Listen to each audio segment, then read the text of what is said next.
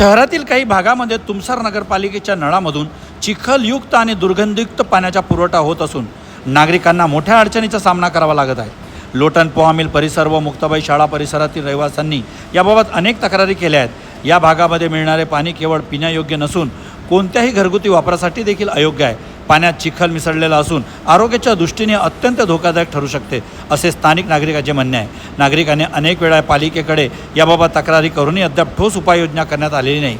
त्यामुळे स्थानिक प्रशासनाच्या कार्यक्षमतेवर प्रश्नचिन्ह उपस्थित होत आहे।